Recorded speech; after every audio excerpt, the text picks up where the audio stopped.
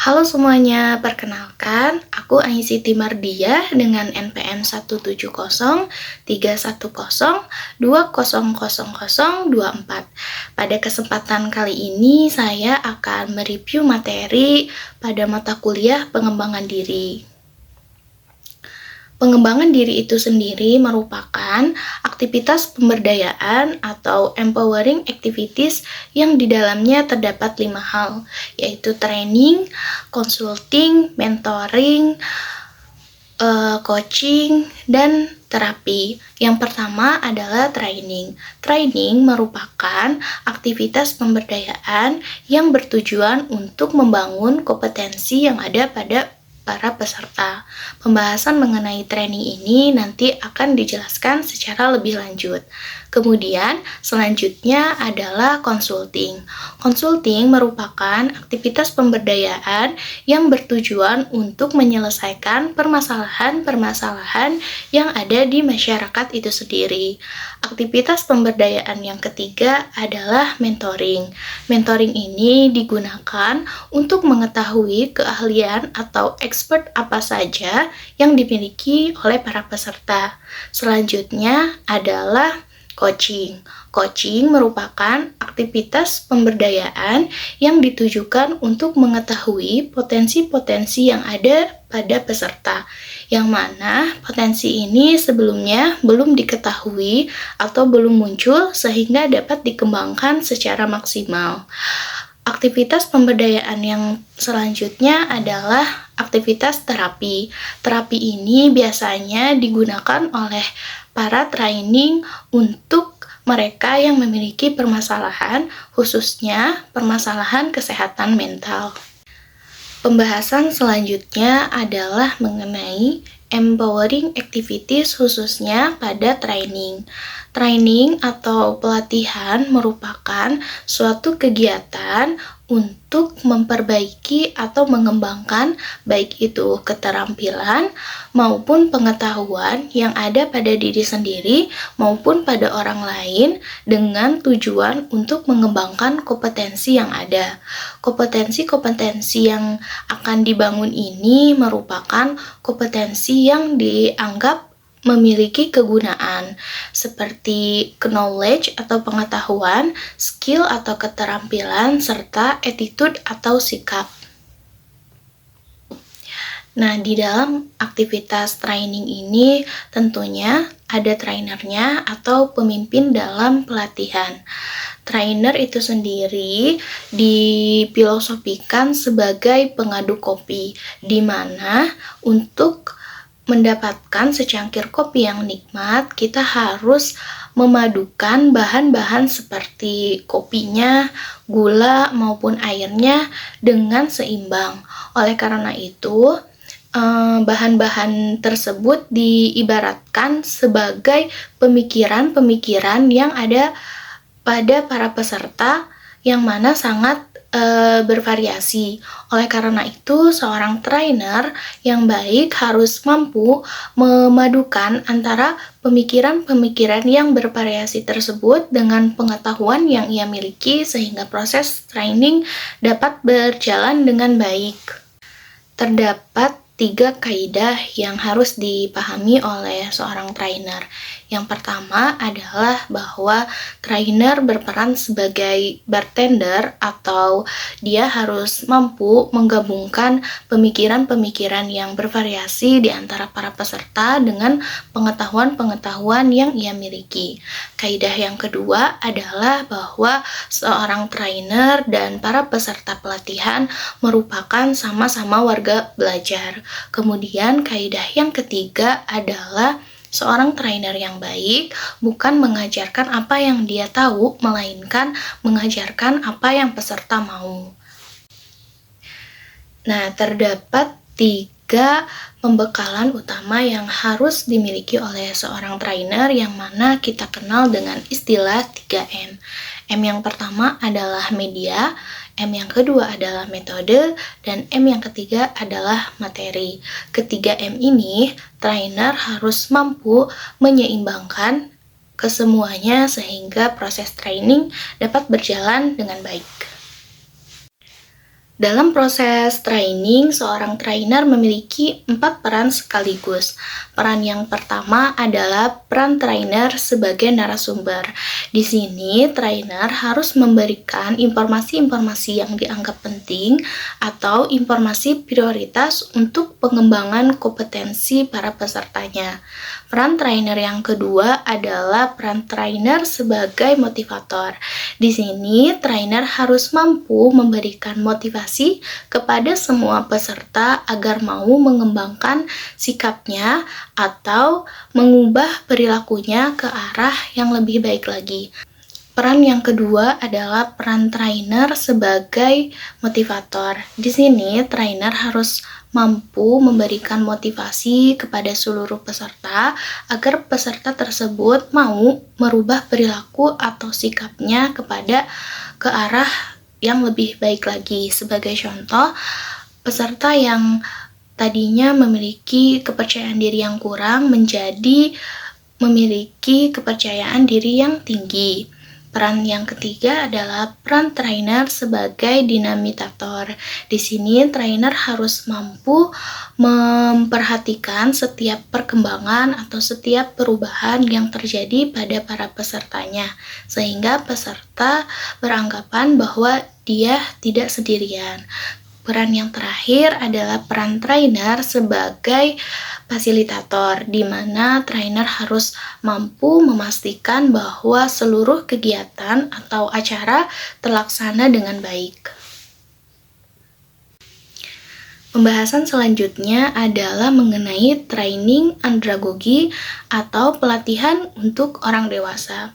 Sebelum melakukan pelatihan untuk orang dewasa ini, ada baiknya seorang trainer memahami karakteristik-karakteristik pada orang dewasa. Terdapat 4 karakteristik orang dewasa yang akan saya jelaskan. Karakteristik yang pertama adalah bahwa orang dewasa cenderung memiliki experience atau pengalaman yang berbeda-beda. Hal tersebut karena orang dewasa dipengaruhi oleh kehidupannya, pekerjaannya, bahkan pendidikannya, sehingga mereka memiliki banyak pemikiran yang berbeda-beda. Oleh karena itu, antar peserta harus saling menghormati jika ada perbedaan pendapat. Karakteristik yang kedua adalah bahwa anak kecil belajar untuk kebutuhan di masa depan, sedangkan orang dewasa belajar untuk kebutuhan saat ini. Oleh karena itu, seorang trainer harus melakukan pembelajaran kolaboratif dengan memasukkan two-way communication, ikatan fungsional, dan learning experience. Dengan begitu, para peserta dapat melakukan komunikasi secara dua arah, baik itu antar peserta maupun peserta dengan trainernya itu sendiri. Karakteristik yang ketiga, diasumsikan bahwa orang dewasa itu sulit untuk berkonsentrasi dibandingkan dengan anak kecil. Hal tersebut karena orang dewasa memiliki banyak pemikiran yang beragam. Sebagai contoh, seorang ibu rumah tangga sekaligus wanita karir, dia harus membagi fokusnya atau konsentrasinya baik untuk karirnya sendiri maupun untuk keluarganya. Oleh karena itu, pada proses training ini, seorang trainer harus mampu mendorong partisipasi aktif para pesertanya dengan melakukan 3 aktivitas, yaitu exercise, active learning, dan multisense learning. Karakteristik yang terakhir mengenai training andragogi ini adalah bahwa orang dewasa cenderung memiliki sikap self-directive atau kemampuan untuk mengarahkan dirinya sendiri. Hal tersebut berbeda dengan anak kecil yang mana untuk melakukan suatu kegiatan, anak kecil harus diarahkan oleh orang dewasa.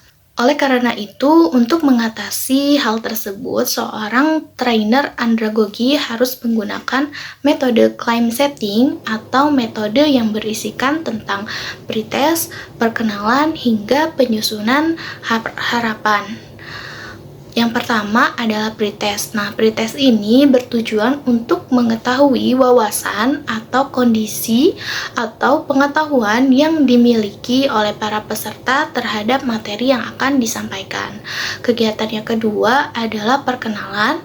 Perkenalan ini bertujuan agar baik para peserta dengan peserta lainnya maupun peserta dengan trainernya dapat saling mengenal satu sama lain. Kemudian, aktivitas yang ketiga adalah penyusunan harapan yang bertujuan untuk mengetahui harapan yang dimiliki oleh para peserta dalam mengikuti kegiatan training tersebut.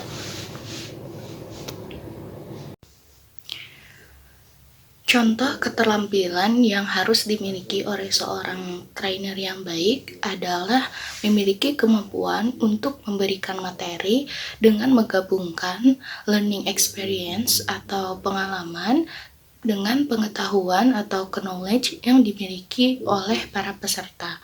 Selain itu, seorang trainer juga diharapkan memiliki keterampilan untuk melakukan komunikasi secara dua arah atau two-way communication dan mampu membangun ikatan fungsional baik di antara trainer dengan pesertanya maupun peserta dengan peserta lainnya sehingga proses training berjalan secara dinamis.